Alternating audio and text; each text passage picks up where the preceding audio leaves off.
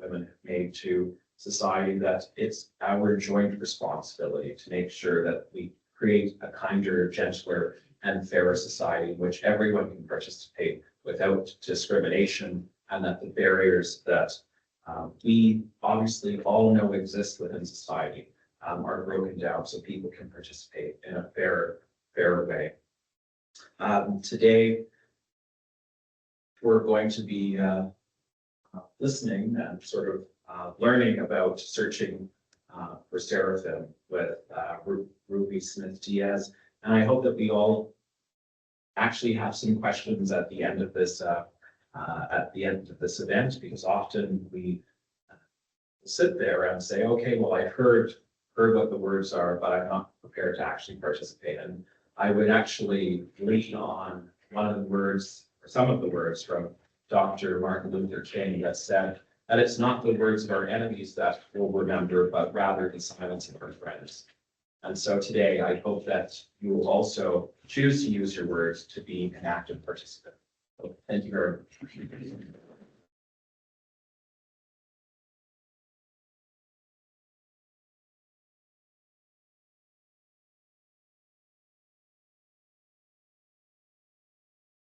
Hello, everybody. Can you all hear me okay? Right on. Yeah. Great. Well, thank you so much for having me. My name is Ruby Smith-Diaz. My pronouns are she, her, and hers. And I'm joining you from the unceded territory of the Stamanis peoples, who have been here since time immemorial. I'm just south of you right now. And one thing that I would like to recognize tonight as we start off our evening are the intersections and also parallels between Indigenous histories and also Black histories in this land that we now know as Canada, and how often parallels there are between the ways in which land settlement and displacement and settler colonialism have been used within our communities and also within our bodies as a way to create new provinces and also to create new countries, not just speaking to Canada, but also the United States and also the rest of America. And by that, I mean Central and South America and the Caribbean. So for me, in that acknowledgement, I want to acknowledge that my lineage comes from stolen people, and it also comes from people whose country were involved in colonizing. My ancestry comes from Jamaica through my dad's side, and specifically African ancestry on that side. And it also comes from Chile, from Wallmapu territory, and Spanish ancestry on that side.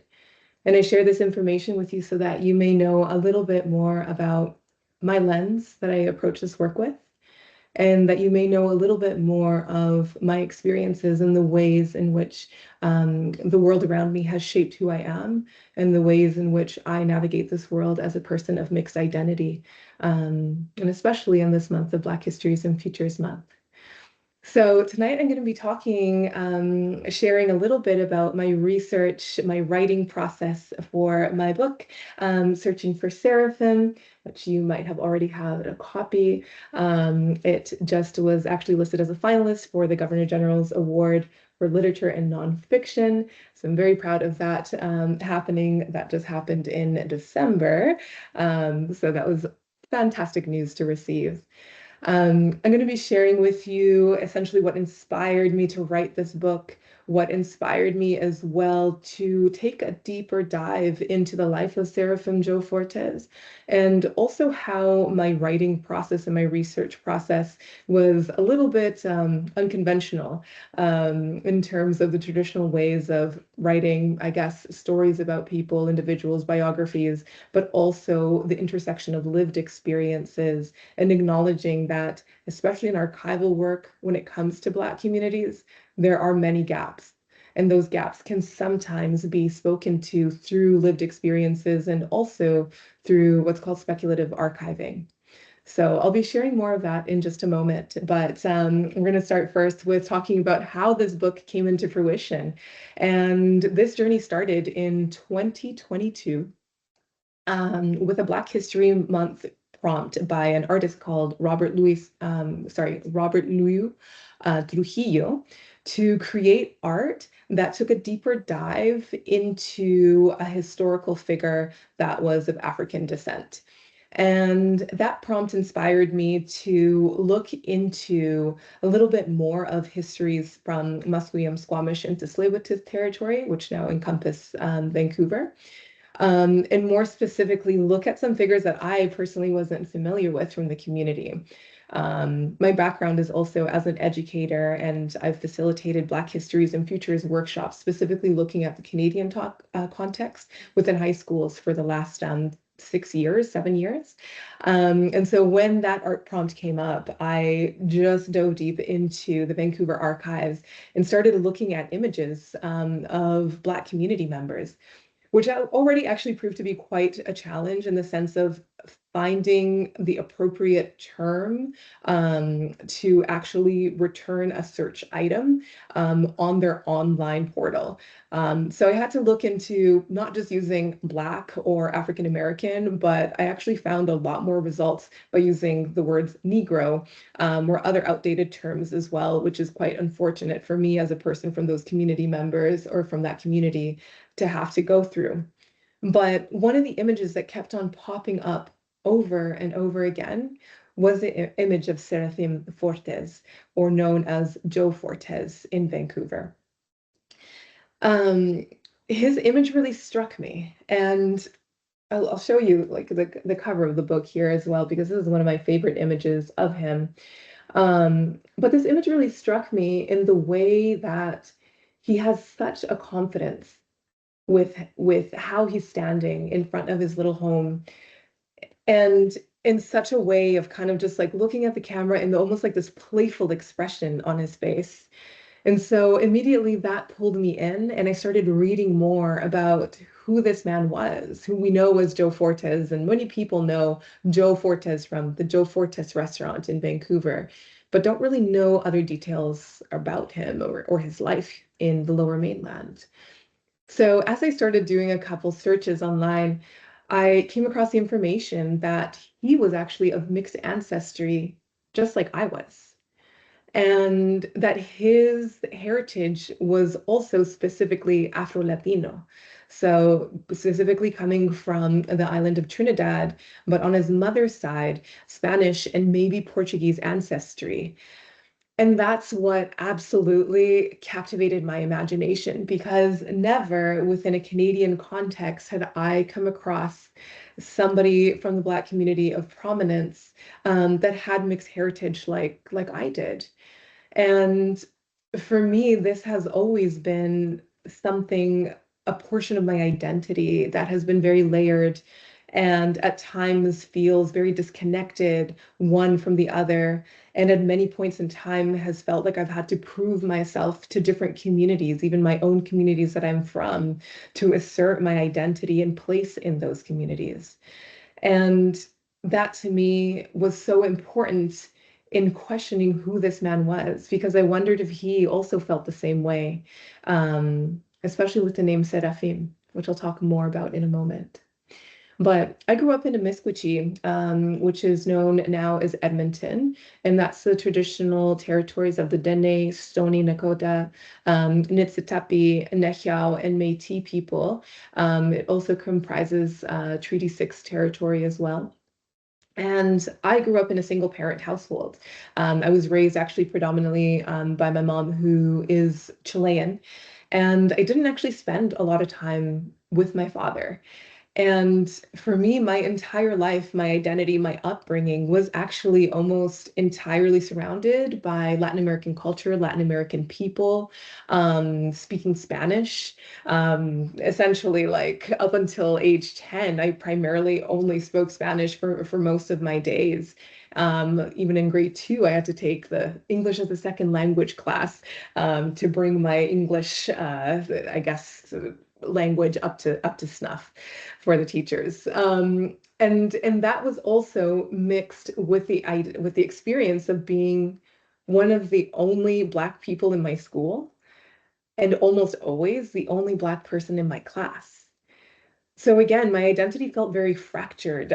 There was so much of me that I didn't see represented growing up in South Edmonton, I didn't see represented in my teachers, in my classmates, in any way, both in the aspect of being a person from the Black community or of African descent, and also in the sense of being a Latina person, a Latinx person. And that kind of sense of identity fracture, again, is what captivated me to do a deep dive into who Serafim Fortes was, because as I scanned those articles that came up about him on that initial search, I felt that I had so many questions that I wanted answered about who this man was that reporters, writers weren't capable of understanding because they haven't lived what I've lived and experienced in this country. So in 2022, I applied for a residency later that year, actually, with the Contemporary Art Gallery of Vancouver. And I got accepted. I was one of 5 artists who did a deep dive on something in Vancouver's history from 100 years. And we were paired with mentors of our choosing. So I chose writer Wade Compton, whose work you might be familiar with, to mentor me. And it was an absolutely incredible experience to both have his support, his insight, and to have these conversations about Black history in British Columbia in particular. And the purpose of that residency not only was to do a deep dive, but also to produce an audio recording that could then be displayed on the Contemporary Art Gallery of Vancouver's website that would serve as kind of like a timeline to also celebrate the gallery's 50th year anniversary. So that's something that you can find and access, but that I'll also be sharing with you today so that you can have a sense of where my research began and understanding as well that I didn't want to just create another biography and I didn't just want to create just another podcast or sound recording. So my approach essentially immerses us in the world that Serafim lived and the lands that we know now as Vancouver, and make us question what else was there to Serafim that hasn't been spoken about that we should know. So I'm going to share this clip with you from the recording.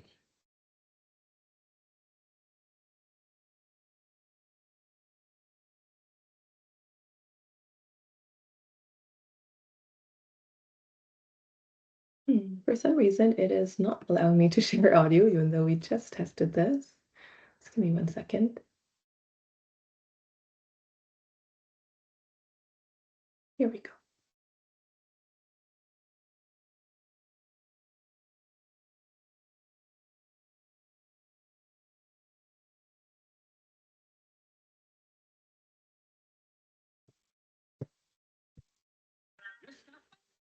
In la Trinity, if you can have a carnival mentality, after on, never too heavy for him to carry.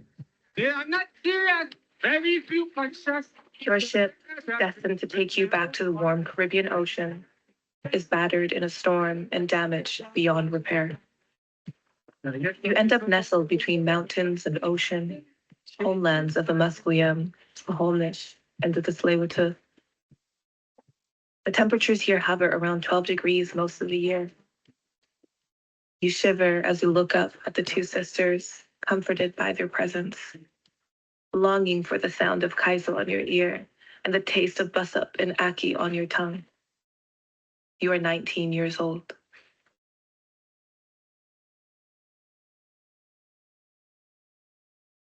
That's a little introduction to how Serafim Fortes arrives to this part of the world after a very long journey that takes them all the way to Liverpool, back through the South American continent, back up, and then lands in Vancouver, kind of unexpectedly. So in telling his story, I knew that I wanted to tell a different story than just kind of this mascot figure, as Peter James Hudson talks about in his writing, that Vancouver seems to fawn over. I wanted the complication. I wanted to know who he was. And I wanted to just find a different story about him that would perhaps also help me find my own story and who I am. So one of the things that really drew my attention in that initial portion of the research was finding a sample of his writing at the Vancouver Archives. And that to me was so exciting. And I'm sure, I think there's a lot of archivists in the room, but when you find something that not many people maybe have been privy to witnessing, it is such an exciting feeling. And to actually hold that object or that piece of writing in your hand, and to think like somebody 100 years ago might have, just been holding this same piece of paper in their hands. And so for me, that was an exhilarating experience. And when I went to the archives, I immediately knew that this was something that I wanted to share. So I'm just going to pull that image up as well, so you can all see.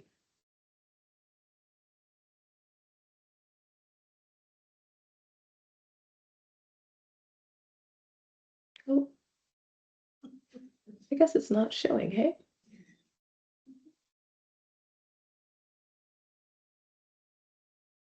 I'm going to try that one more time. It says I'm sharing on this end. It was sharing your full desktop, so you have to select the other window. Let me try that one more time. Are you able to see it now? Yeah, that's great. Wonderful, thank you. So this is one of the only surviving pieces of writing, I think one of two, that Serafim wrote. And you can see his handwriting is trying to express, obviously, his signature, Serafim Fortes. And the words, some archivists were trying to decipher what they were. This really caught my attention because of the way that it was written. So what the archivist here has tried to do is find out what that second word is: inquiry, antiquity, unsure. Esta, ESTA, which in Spanish means this. De, which means of. Serafim Fortes. And I saw myself in this piece of writing so much, circa 1995, 96, when I was in school and trying to write in English and having bits of Spanish kind of interspersed in my writing. And I knew that there was something really key to this piece of writing. And as I kept on researching who this man was, I started questioning, well, why are we calling him Joe? If he himself signed this piece of writing as Serafim Fortes, why are we calling him Joe? And there's different ideas around why that is. Lisa Ann Smith, who wrote the biography of Serafim Fortes, speculates that it's because the name Serafim means the highest order of angels, and people thought that it would be inappropriate to associate a Black man with the name Serafim. I personally actually argue that it was perhaps too complicated of a name for many English speakers, and they just shortened it to Joe. And it also made it easy for people to call him Joe because there's so many minstrel songs around just like Old Black Joe or Cotton Joe or this or that, that are also rooted in that. So it was almost a nickname that got placed on him without his consent, which is unfortunately so common for people that immigrate to Canada, or have names that are difficult to pronounce, so they get shortened or changed to something else that's more convenient for other people. And so for me, I knew at the very beginning of my writing and in my research that I wanted to respect the fact that his name is Serafim, and I intentionally stopped calling him Joe in my work and in my writing. So this piece of writing, again, led me to open doors into a deeper dive of the archives.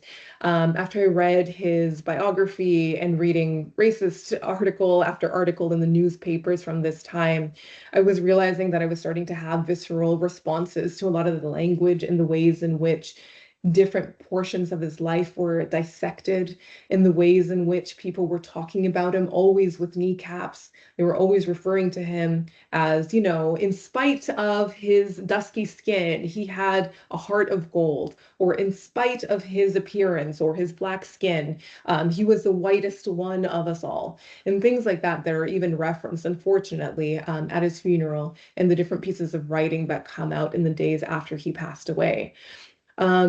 it honestly just sickened me. And when I have that experience of just being so uncomfortable and shaken by something, that's when, for me as a writer, the best writing comes out. So that piece that I did for the Contemporary Art Gallery of Vancouver actually came out really quickly after I had researched for about like a month and a half. And I just sat outside in my patio in Vancouver, in East Vancouver, for an afternoon, and the whole thing came out almost entirely as one piece, that recording in particular. And one of the things that I realized as that recording and as that writing came out was that I needed to put myself in some of the places that Serafim himself experienced. I wanted to see what he was able to see across the Burrard Inlet. And the more that I saw those places and took in those sounds, I realized that I couldn't talk about his story without talking about settler colonialism. I couldn't talk about his story without talking about land theft, specifically the displacement and the theft of land of the area that is now known as Sanok, which is Squamish territory in Vancouver. And I couldn't have a conversation about him being so exceptional without actually naming white supremacy within the conversation. So for me, that was something that was important to me, to actually visit the sites where he spent the majority of his life here in the Lower Mainland, and to take that in through his eyes, through his experience. So I'm going to play another portion of that recording for you, so that you can also get a sense of what my research essentially absorbed at that site at A. Yelshin, where I stood, um, to think about his story.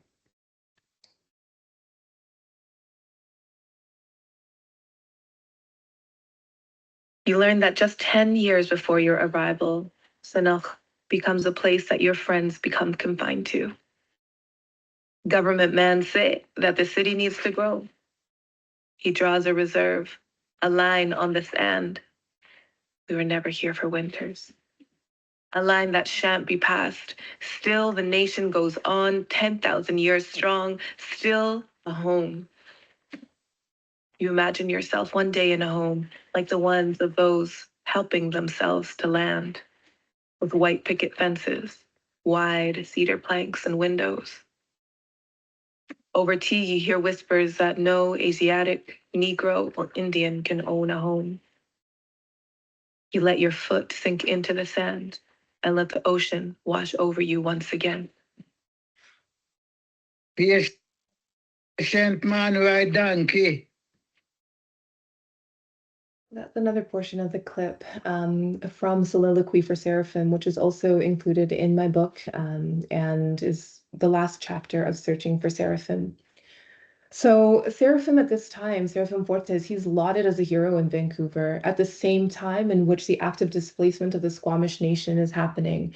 In that recording, you'll hear me reference as well just the ways in which, he's held as a hero. Meanwhile, there's covenants that don't allow people of Black, Indian, or Asian descent to own any homes in Vancouver. But he actually is able, or is actually given a home in Vancouver, right at a Yelshin.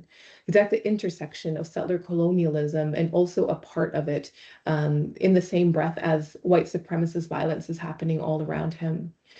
In 1907, we see race riots happen in Vancouver. We see people walking down Granville with giant banners that say, "Stand for a white Canada."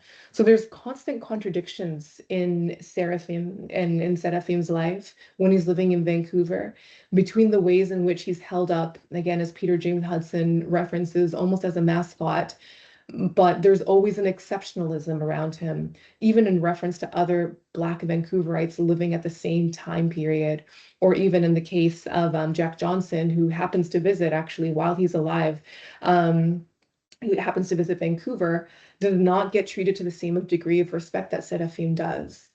And so that to me was fascinating to try to wrap my head around, why is there so much exceptionalism around this man? How is it that the treatment between one Black man is so different to another?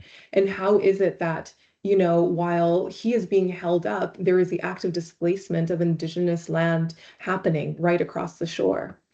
And one thing that I came across in the archives in Vancouver that really just blew my mind was this postcard that I'm going to share with you. And this postcard has now actually been taken down from the Vancouver archives because it had originally been featured on the Places That Matter website from Vancouver. And at first glance, the postcard looks really lovely. It's quote unquote Joe at English Bay. It's addressed to Mrs. B. Schaefer on Rich Street in Detroit. It's from Vancouver, 1913. And it says, "The nigger is a lifesaver at English Bay, has rescued many people." And this to me stood out as a perfect example of the contradiction that follows the entirety of Serafim's life. And this postcard, I would say, encapsulates Vancouver, and I want to say white settler society as a whole, of upholding this man as an outstanding figure, saved hundreds of lives, and at the same time, you call him one of the most disrespectful things that you could ever imagine saying to somebody. All of that in just a single postcard. What surprised me too in my research process was that I had to actually bring it to the attention of the people who posted this on Instagram, on their website, as something to feature about the life of Joe Fortes. And I did receive an apology saying that they're limited in capacity for volunteers, which I didn't personally really accept that as an apology, because there's 3 lines here, and I would say that most archivist volunteers are over the age of 30 and are able to write or read 3 levels of handwriting or 3 lines of handwriting, and that to me, there is no other word that says. And so for me as an archivist, again, and as a researcher, I wanted to disrupt those narratives. I wanted to highlight these tensions that exist that were not getting spoken about. And that just drew me further to keep writing and writing until I, kind of by surprise, honestly, ended up with a manuscript.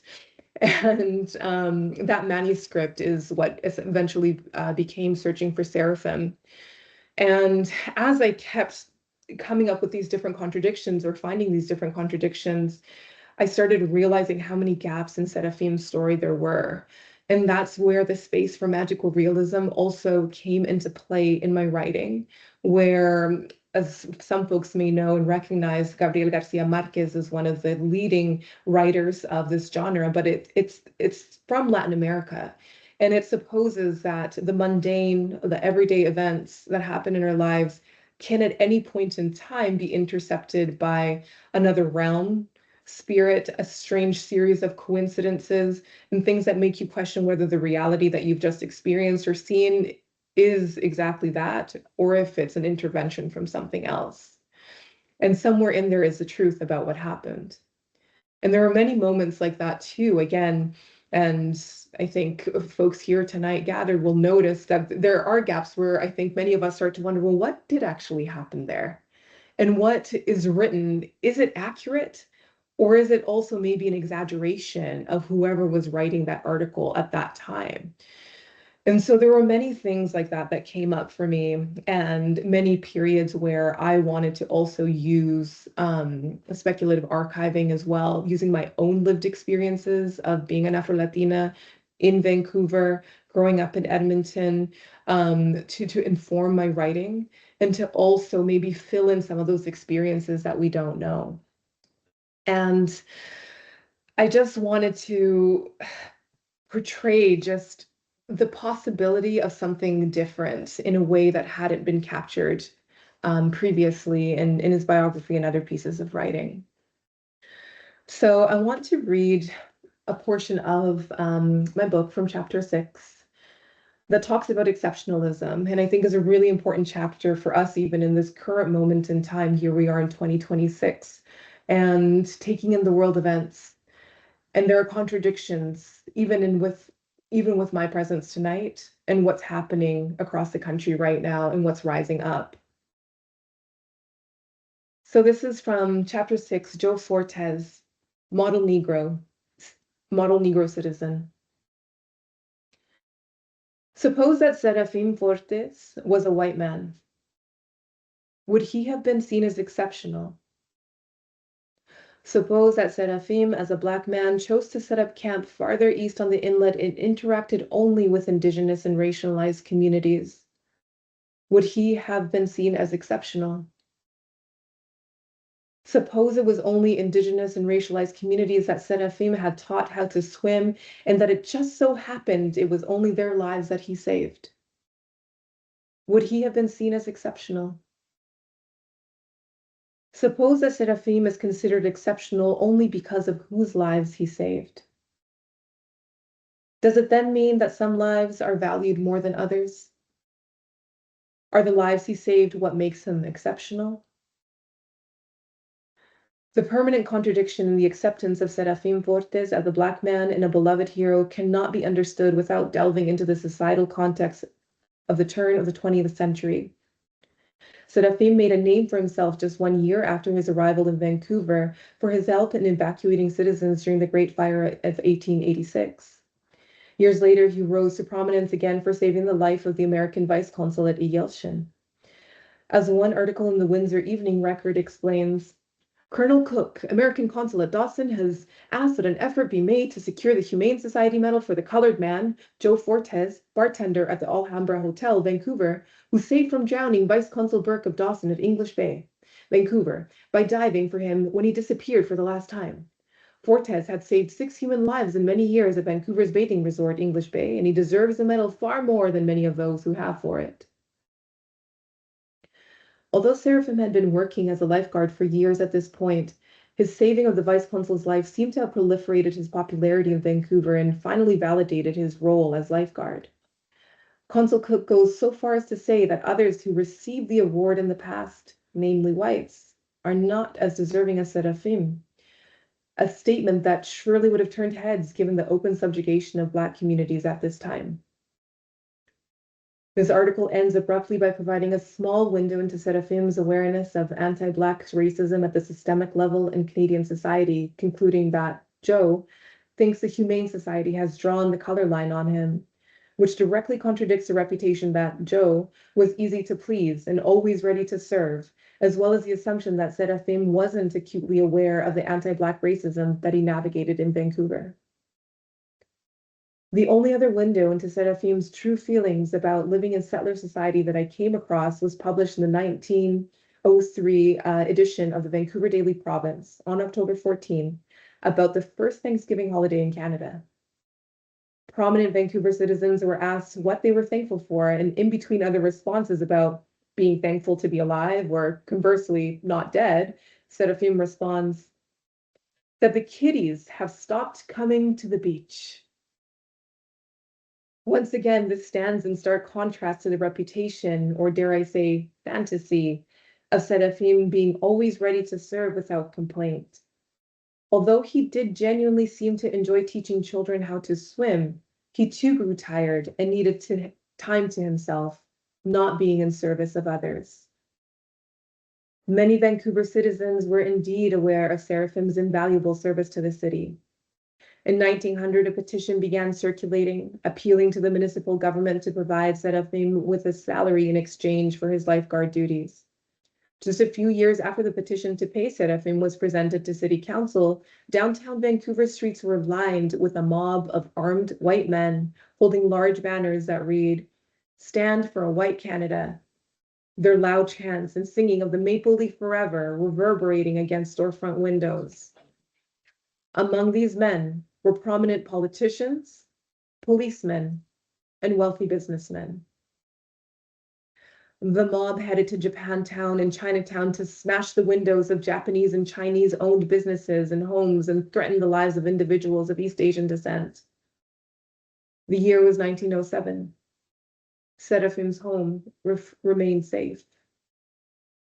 1 year later, the Vancouver Opera House hosted The Klansman, a play based on Thomas Dixon Jr.'s historical romance of Ku Klux Klan on its 4th record-setting tour, which captivated over 4 million people across Canada and the United States.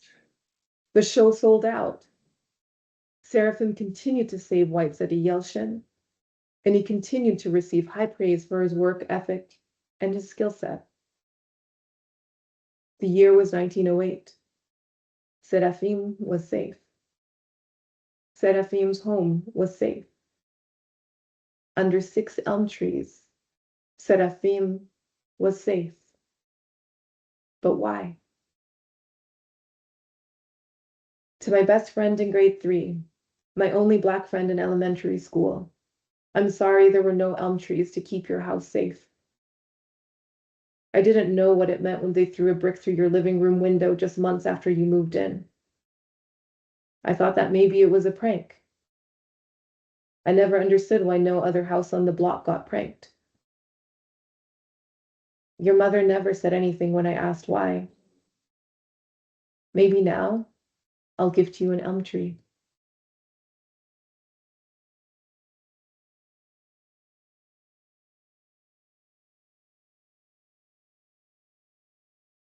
So,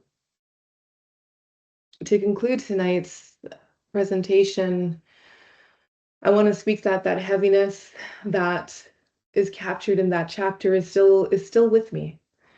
I still sit within those same contradictions. And even last year when my book first came out in January, I had an interview with a news outlet right from my hometown. And I learned that the night before, there had been a white supremacist march just north of Edmonton in St. Albert that actually blocked off the streets. And today, just like him, I sit in the middle of Black History Month and Futures celebrations, celebrating my writing, my identity, my artistry, and at the same time witnessing increased calls for deportations across this country, increased calls for increasing funding of police that disproportionately kill Black people in Canada. And just this year, just months after being named a finalist for the Governor General's Prize for Literature in Nonfiction, I've witnessed Big Hiles on national television that get dismissed as Roman salutes or as achy shoulders or not the right angle, and in white supremacist jujitsu gatherings on the mainland. My alma mater voting to remove DEI initiatives because some people at the top decided that it's already been embodied and we don't have to bother with it anymore. And so these contradictions are deeply present, unfortunately, in our society. And they have been historically, and they continue to. And I hope in Black Histories and Futures Month that those contradictions will not be so present.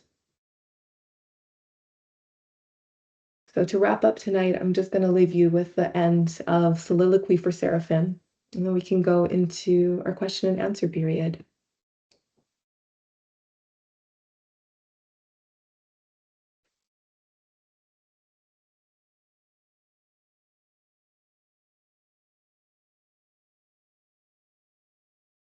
If you're born to hang, you can't join. One day you take ill, your body's sick. Lungs once buoying you in ocean water, let water in. You ache for the Caribbean sun to warm your mahogany skin, and Fikaizo music to soothe your bones. Children gather round your bed, vigilant for any sign of healing. We smile at them and ignore the warnings of their light skin and your dark skin holding each other in peace. There is no letter to send. Nobody left to write home to. In the night, your spirit soars over the two sisters, and somewhere in Trinidad, a griot announces your death. Although he was born alien race, although he was born of alien color, although he was a darky, although he was Black outside, he was white all through. He was our Joe, our friend Joe. His name was Serafim Joseph Fortes, forever at a Yelshan shore. Senor Fortes, for you, the ocean swallows tears, grieves himself. That's how I go.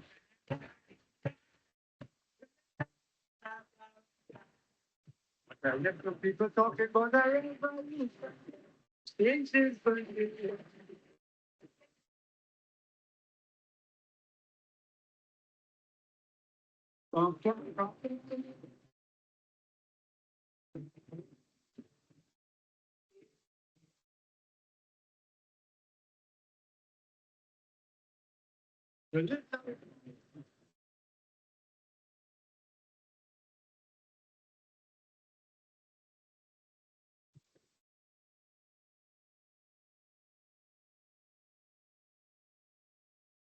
Thank you.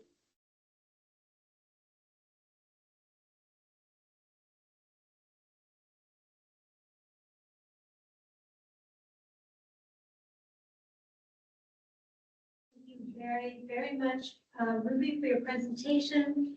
I think you've given us a lot to think about, and I hope that all of us, because there's quite a crowd here. Ruby can't see you because the camera is behind. Don't point it at me. But we do have microphones in this room, the spheres that are hanging above you.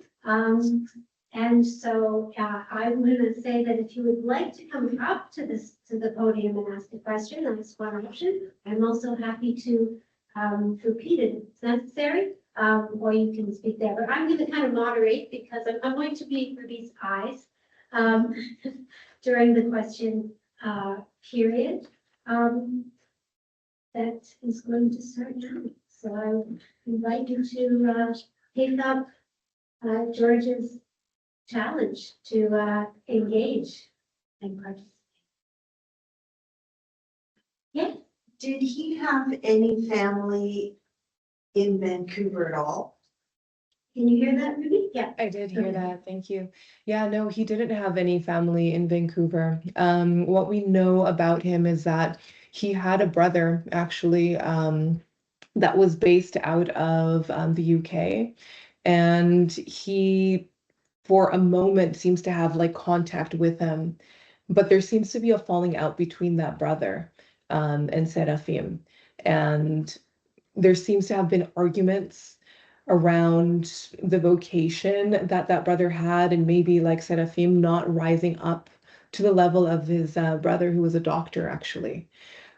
His family, though, as far as we know, remained in the Caribbean.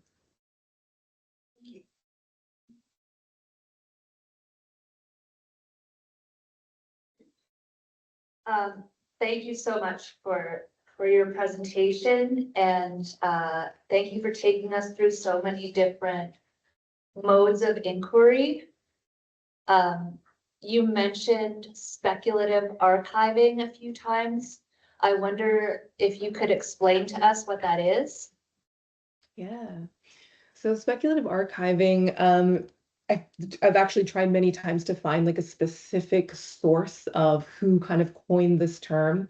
From what I can find, it's actually more born out of a movement that seems to primarily be sourced by Black feminists, specifically naming the fact that there is giant gaps of information as it pertains to Black communities in particular, and whether that be the ways in which like our own lives have been documented historically. An example that I can think of is like, you know, the fact that I can't find information about my dad's side of the family because I guess the insurance records for people's property, aka the slave masters, the human traffickers, did not necessarily always take good documentation of who was on their plantation or who was working for them or enslaved for them. And so there's all these gaps in information in terms of who people were, what their names actually were versus the names that were given to them. And those kinds of gaps appear in all sorts of ways, in the sense of like even reading articles as I was kind of reading from my book, you hear the words that people use to write about him, and then you have to think about, for me anyway, I have to think about so many layers in the sense of who was the person writing about him? What was that person's own prejudices about who they were writing about? What were they not including? What was Serafim maybe not actually sharing to perhaps maintain his image, perhaps maintain his safety, a sense of safety? And what are details that maybe even the reporter or the writers don't deem as pertinent to his story? And so in that, for me, like when I think about, okay, well, Serafim was a lifeguard, but he was a human outside of being a lifeguard. And those details are really lacking in the archives. And I think that's a constant theme where often Black communities are almost directly tied to, either their vocation or, one important prominent thing that was held as being important for the rest of society, but we don't actually know about their inner life. And that's the part for me that I get curious about. And I think that a lot of like Black researchers and archivists in particular get curious about, of just like, we feel like it's missing, like we're not getting the full story. And I think there's a beauty in that speculation of like, I think about him, Serafim, sitting in his home looking at a Yelchin, and I start filling in those gaps of like, maybe he's looking through the window and he's thinking about like Kaiso music that he would have heard, or maybe he's like missing, like I mentioned, like bus up or Aki in the way that I do, because I can't find those foods in this part of the world. And so there is the opportunity for like speculative archiving to also immerse itself in archival work and in general like creative writing, um, in a way that still contextualize it within the time period that we're talking about, and still draws upon the facts that we have, but also recognizes and allows for lived experiences to perhaps give us a more full picture of individuals as they are written about historically.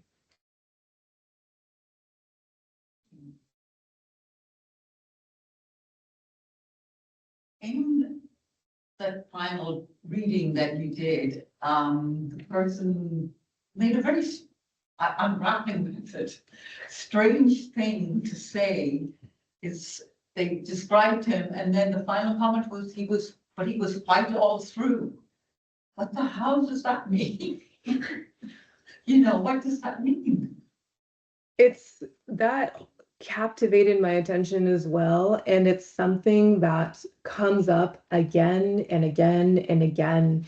If you look at articles that are written about Serafim, I'm trying to find the specific excerpt, but specifically after he passes away, there's an exceptional amount of connecting him to whiteness. And like I was talking about before, it's not just whiteness, but like whiteness being conflated with goodness, with godliness. And to be accepted, Serafim almost had to be held to that level of, again, despite the color of his skin, he was white through and through. And understanding that, again, we're living in a context, and at that point in time, 1907, where there are white supremacist marches happening in downtown Vancouver openly, and city council members that are running on platforms for a white Canada, and like bring a white Canada to our schools. And it's always coming down to having to whitewash him for him to be accepted within society. I found the clip. So in the days after his death, newspapers across the province featured poems by readers dedicated to Serafim, bidding him farewell. Many riffed on Old Black Joe, highlighting, which is a song, his blackness and his servanthood. Others, in stark contrast, again attempted to erase his blackness while preserving other aspects of his character that settlers attributed to whiteness and glorifying it. The whitest soul that ever nature framed in black, ended one poem, while another reader in Kamloops wrote, the sun may shine as brightly yet, the skies may hold its azure tone, another may fill old Joe's place, but none who knew can ever forget that Joe lived for his bairns, alone and loved them all, his own white race. A whiter man cannot be met than poor old Joe. So I have no answers for you. If you can discuss amongst your people, I don't know. It seems offensive, very offensive. Another question here. Oh, God, now we've got 3 questions. Excellent. And they were all spontaneous hands that went up at the same time. Maybe there was 4. So I'm going to go from one side of the room to the other. To start with the I want to go back to his given name, Serafim. And I'm imagining that he may have had religious parents. And I wonder, in his sense of identity, religion was an important part and how that was viewed by the people in Vancouver. Yeah, religion was an incredibly important part of his life for Serafim. So this was a man who every single Sunday was seen at the Holy Rosary, I think it's called, in Vancouver. But he essentially had even like a bench practically reserved for him because he was an absolute like devout follower. And he was said to have actually like written the imitation, or not written, sorry, kept the Imitation of Christ, which is kind of like selected musings, but it's a version of the Bible essentially. But that's what he kept by his bedside, and that book essentially like is really what he comes back to time and time again, because of his I guess like devotion to his faith. He is, I think, also very much accepted by Vancouverites at this point of time because they see him in church every single Sunday. Like he's walking probably an hour to get to church from where Yelshin stands and like through what used to be the West End Forest to get to this church. But they see him in church every single day, and like they even look at his devoutness as a way to preserve, I guess, the moral, I guess, like standing. That's not what I actually want to say. Essentially, they see him as like a moral compass, is actually what I want to say. Especially, he's a bartender at the Alhambra bar. And many times he's referenced as the man who would like send people home of like, hey, you had too much to drink, go home to your wife and to your children. And they actually listen to him because they know him to be a man of faith. So I think in another way, his faith really protects him. I think it's also really common, especially through like the Caribbean, and I would say majority of Latin America, for Christianity to be a very important part of people's lives. And it doesn't surprise me that his name Serafim also is kind of like a mirroring of the importance of that for him and his family. There's two, so Imogen and then behind you. Yep. So in your research, were there many interactions with Seraphim and other racialized communities? Because you mentioned the protests in White Canada, and so I am of Chinese descent. I know that the racism was dominant towards Asians. So when it's White Canada, actually, in terms of racial hierarchy at that point in time, Black community members were not at the same level as Asians. So I'd like you to comment on that.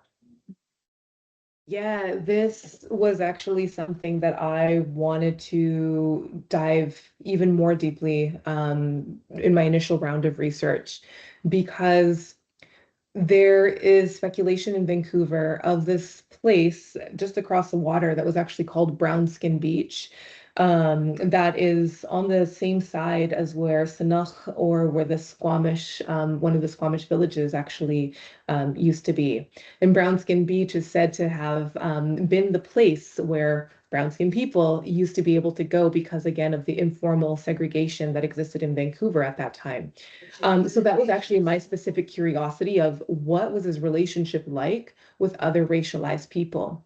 Even though those timelines of Brownskin Beach and Ayelshin don't actually overlap during his time of being alive, there are interactions that are noted in newspaper articles that do unfortunately show some aspects of his relationship to other communities, and specifically to Chinese communities. And for me, it was actually greatly disappointing.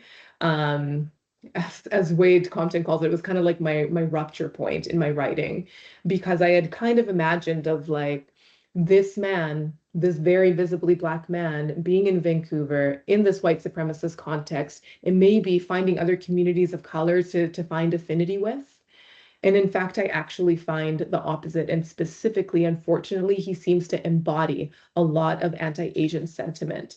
And there's two incidents that I actually write about, but one of them involves the supposed, I can't even call it a theft, but the suspicion of an East Asian man that he suspects of about to commit theft on somebody else's property.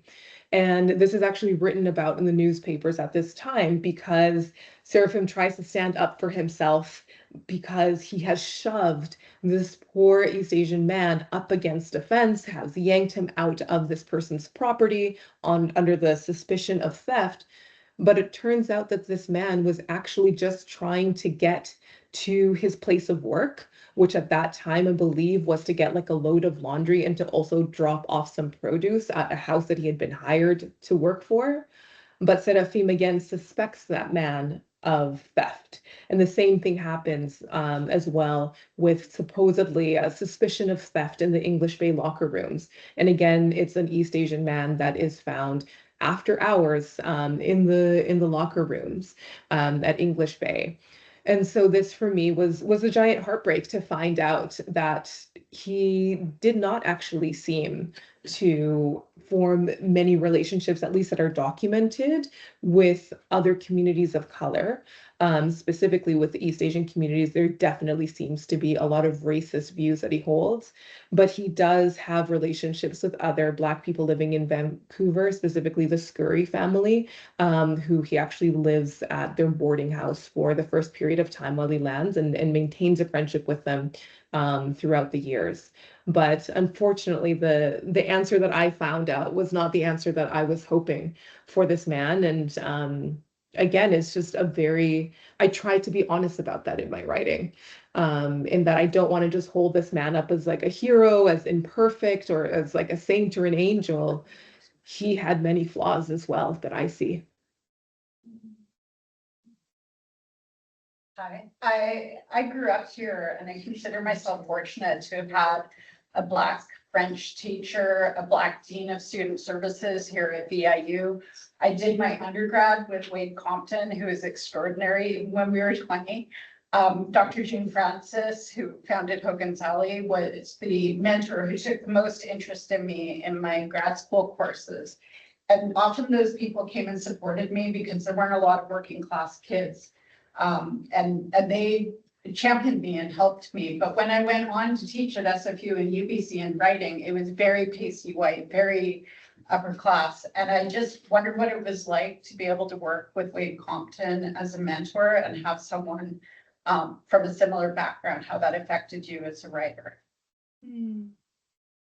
It was great. Thank you for sharing that. And I really look up to Wade as a writer and as an individual. And I specifically chose him because I had looked up to his work and his writing for so long. Like I said, originally I'm from Edmonton and Misquitchie Treaty 6 and came to Vancouver. And one of my first events that I remember taking place in Vancouver was visiting the now defunct Rhizome Cafe on Broadway. And Wade Compton was speaking at it, and he was talking about, again, just the layers of history and the complications specifically around Governor James Douglas and the many ways in which that man was phoneticized and accepted, and also the ways in which he also caused a lot of harm and enacted violence towards Indigenous communities. And so from that point in time in 2010, when I first became aware of his work, I've been following his work, and to me, it made the most sense to pair up with him or request him as a mentor as I was going to undertake a look at Serafim Joe Fortes, but from a more honest perspective, which I find that he does in his work, and doesn't just, try to essentially like buff out the parts that are a little bit unbecoming of people, but rather digs into those nuances and those imperfections and points them out as opportunities, I guess, for learning and for reflection about who we are and how we see other people in our society as well. Thank you so much. Mm-hmm. I read your book last month and I really enjoyed it. And I'd like to thank you for speaking with us today. That's very interesting. I really appreciate how direct your book was and not in naming like the white supremacy and the violence in the community. I was wondering if you have been getting pushback for that, for challenging kind of the safe mascot that Vancouver has had for so long, and by saying, well, that wasn't really what it was. Mhm. I mean, I'm sure I am. I just don't give myself the opportunity to like read the comment section on things. I mean, we know that the comment section is where all good things go to die. And as evidenced by CBC's like having to turn off comments on like all of their Indigenous content, I'm really not interested in like looking to see what people might have to say about me pointing out white supremacy. It exists, and like I'm not really here to argue that it doesn't exist. And yeah, I feel like I've been given lots of praise directly about my work, and that's essentially what like matters most to me, and specifically getting people from my own community or from different racialized communities coming to me and sharing that my work resonates with them in some way or another. That's what I wanted to do, is to hopefully like create another layer of understanding and connection with each other, and the ways in which like we've experienced white supremacy as people of the global majority. So I feel pretty accomplished in that sense. And yeah, I mean, I think people are always going to have things that they don't like, and that's okay. Thank you very much for this evening. I've been reading too many books lately where people have not been accepted, either because of their color, their race.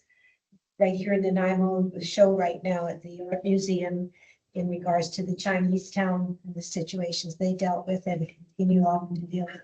And women who have not been accepted with their knowledge and ability because they're female. How can you perhaps direct us in a way of getting a better, more open acceptance of individuals and their ability to forget their sex or their color or sexual leanings or whatever?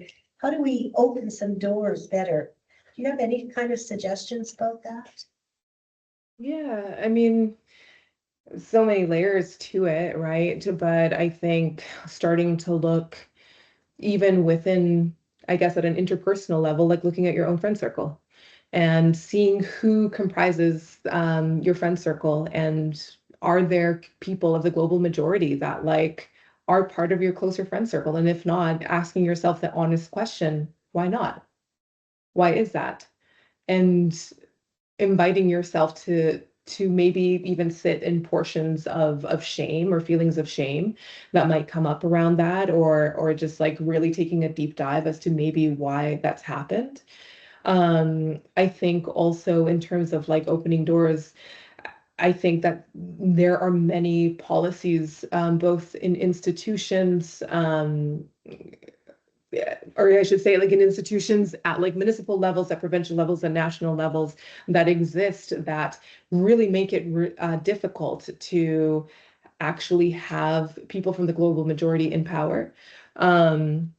I remember having this argument back in university with my professor, who was insistent that anybody could become a politician if they wanted to. And I said, that's not true if you're a working class person from like the global majority working on like a low income salary or not having anything that's like above minimum wage. And you do not have the same resources to go and petition people door to door to get your candidacy up to the level that it needs to be accepted as a candidate, right? Like there are so many structural things like that that happen, but I think that we have to be aware of those policies. And for example, the University of Alberta changing its policies now to start slowly removing DEI from its like core values is an example of that, where I don't know if there's people that you're connected to on that campus that where you can actually start going and having conversations with those people, getting together maybe with profs or other people that have influence on that campus to talk about, well, why, and calling that out. The thing that I find that comes up also again and again on an interpersonal level is the ways in which sometimes we see white supremacist violence in our society, and people who are white don't often interrupt it. Rather, they sit in silence and maybe later will be like, I'm so sorry that happened. Or behind closed doors, will try to console you. And the thing is that it needs to be confronted right in that moment, because otherwise the person who experiences that violence also just sits with it. And the other thing that happens is that it gets accepted in our society. I speak about an incident in my book that happened to me as a 17-year-old, I think I was, 16, 17-year-old, riding on the bus, and somebody yelled a racist slur from the bus stop into the window, and everybody heard it. And nobody said anything. And nothing happened to that person. And I had to sit with what felt like the feeling of icky shame the entire bus ride, even though that wasn't mine to hold, because nobody actually addressed it. And that's something that actually needs to change, where we need to actually confront, rock the boat, and say something about racism and white supremacy when we see it, and not just let it pass, and not just feel uncomfortable about like making a scene, because it is that silence that further solidifies white supremacist holds in our society, in the same way that, for example, that jujitsu conference that just happened in the Lower Mainland in Coquitlam, I believe, fully organized themselves as a white supremacist jiu-jitsu conference, and it was running for 3 or 4 days. And it was only until after, about a week after, until I believe a South Asian jiu-jitsu club member from Surrey went to the media and spoke about his experience and how he wanted these meetings to be shut down. So these are the roles and the tasks that like we're seeing in our society that, again, shouldn't be the responsibility of the people who are experiencing the violence to take on, but we need folks that are white and hold privileges in different ways to actually address those moments. And I also think that with like institutions and things, we need to look at what the MLA just mentioned, just the disproportionate ways in which communities, specifically Black and Indigenous communities, are underrepresented pretty much at all levels of government. And again, looking at the ways in which our communities are overrepresented. And again, those are statistics in police involved interactions where disproportionately people from Black and Indigenous communities end up dead in this country, and the disproportionate ways in which street checks happen against Black and Indigenous communities in this country. And I speak to that again because this is literally things that could end anybody's life at any given point in time.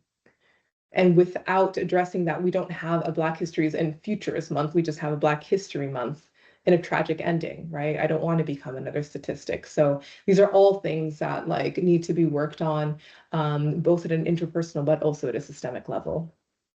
Thank you very much. Mm-hmm.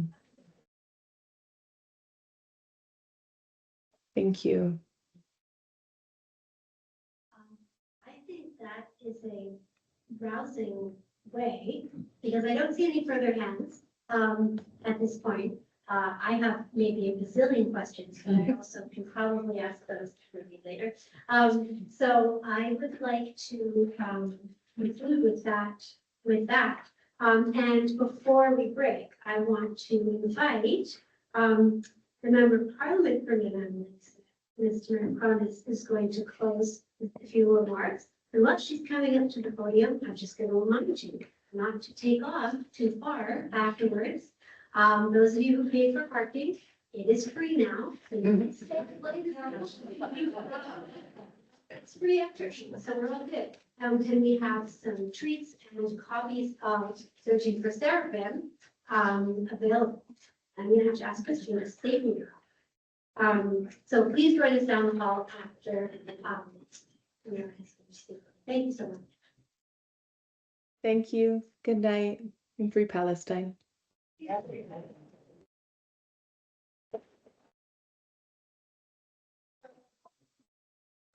Go ahead. She's leading the conversation. She interpreted. Oh, that was why I wanted to actually, you'll hear the last bit. It'll make sense at the end why I wanted her to be a part of the conversation, or remain part of the conversation. So just as we close the evening, I actually wanted to thank Ms. Diaz for sharing not only her book, Searching for Serafim, but also a little bit of her heart and her soul and her identity with us It's been an insightful conversation, and I've really enjoyed listening to both the questions and the answers. It was going to be your work, but her work resonates very deeply with me, and I think others in the room from both the questions and the answers here. And it's actually, the book starts off with 2 quotes, and that reflect all that combination of identity and heart and soul and messaging. And this is why I had both phones up here. The first, oh no, that was bad. The first one is in Spanish, and it's el baño se echa la red ante los ojos de los que tienen alas, which translates to the net is cast in vain before the eyes of those who have wings. And the second quote is by James Baldwin, who is a Black American author, that to be a Negro in this country and to be relatively conscious is to be in a rage almost all the time. And, you know, that takes us back to Black History Month and what it is. Because it is a time to reflect on the stories that have shaped our communities, including our community right here in Nanaimo and our country. It's also a time to listen, especially, I think, if we have wings. And to go back to the first quote, and I've always understood my job as being one to make sure, as part of my job, as actually being to make sure that that net is not cast in vain. And so through the book, we are invited into a journey of identity, family, discovery, and resilience. And one of the things I really liked about the part of the book that I've read, I started it but not finished it, is the fact that history isn't abstract, that it actually lives in the personal stories, in the names that are remembered. And I think the fact that Serafim's name is such a prominent part of the story is part of that. And sometimes nearly forgotten in places like archives. And in the courage it takes, which this author has shown, to search from where she comes from and to name it with pride. And one of the most effective things about the book is, to me, the way that Ms. Diaz weaves these incidents from the past, where we look at the past, it's really easy to look at things that are racist and to say, and to call them that. It's really easy to look into history and say, yep, that was racist, but it is harder. And she does this great job of weaving those past incidents of racism with incidents in our very near past or in our present. And it is, she talks about, there's a part of the book early on about an incident above the 50th parallel, above the 40th parallel. It's situated not just in our time, but also in our space.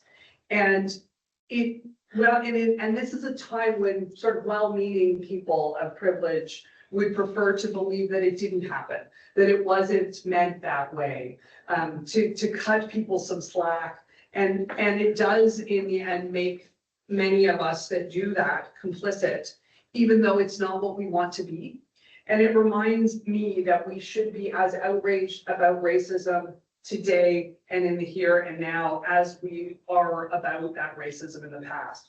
So the book really does challenge us to consider the gaps in our own understanding. It caused me to ask questions that I ask often around whose stories we haven't heard, whose contributions we haven't fully recognized, and what responsibility we have to ensure those stories are told. And that is something that I try to actually activate in my own work in terms of the communities that I meet with here in our riding, the stories that I tell in the House of Commons, and the responsibility that I carry in the role that I hold to ensure that those stories are told. And one of the things I also really liked about the book is that searching ends up being an act of hope. So even though there are the negative incidents, there are the bad parts, that there is also a hope in that. And that is, and it's also an act of love. It's a commitment to truth, even when it's complex. And so in celebrating the book, and I think it was a really excellent choice. We do celebrate the richness of Black history and the intersections that are woven in with it, and the power of storytelling that connects us across generations and experience. And just in closing, one of the things I want to share with you is a concept that's very important to me, which is the concept of privilege transfer. Because when you use your privilege well, no matter, because people have more and less privilege in different situations, but when you use the privilege that you have well, what I would argue is that the privilege doesn't actually diminish for the fact that it's shared. And I actually looked up a definition. It's actually it's a concept I talk about a lot, but I've never looked up a definition. And I wanted to, it was because of the question about speculative archiving that I realized that I shouldn't just talk about something that is familiar to me without explaining it. So I actually looked it up. That privilege transfer in social justice is the intentional active process of leveraging one's own unearned social advantages, which is privilege, to create equity for and empower marginalized or oppressed groups. It's a core component of effective allyship, where individuals with dominant social identities based on race, gender, class, or ability use their position to disrupt systemic inequality. And so I just want to leave you with that thought, that because no one diminishes their position by thinking about who isn't included in a conversation, or by trying to include them in a conversation, or putting them in a position where they can be seen and heard and celebrating their success. So with that, I want to thank you to everyone who joined us tonight and have expressed the hope that this conversation will continue beyond these walls in our homes, our schools, and our community. And that we leave here not only having had the chance to appreciate a really excellent book and conversation, but that we also leave here committed to listening more closely, learning more deeply, and honoring the stories that shape us, like the story of Serafim and Ms. Diaz that she shared with us tonight. And with that, I wanted to invite Ms. Diaz to have the last word, because I don't think it should be me who has the last word in a conversation about her book.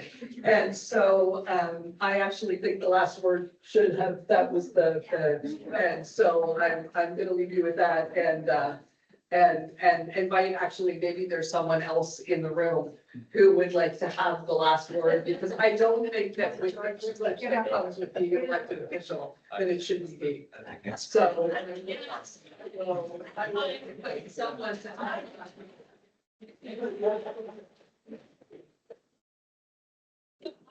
Late.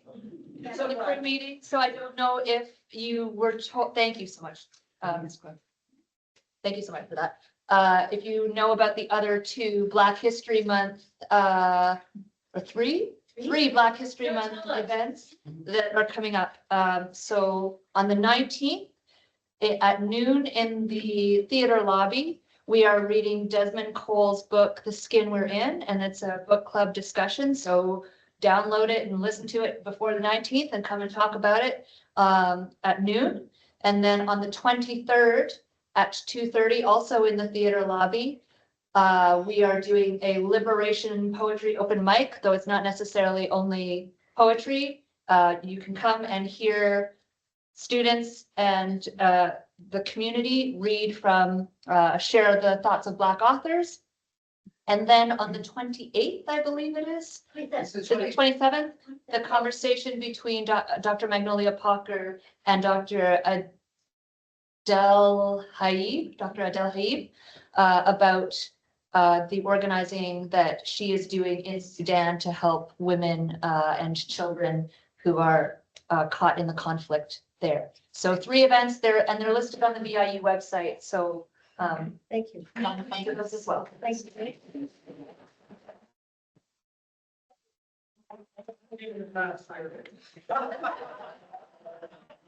Don't forget that I'm African Heritage Society now, I think they're on the 28th.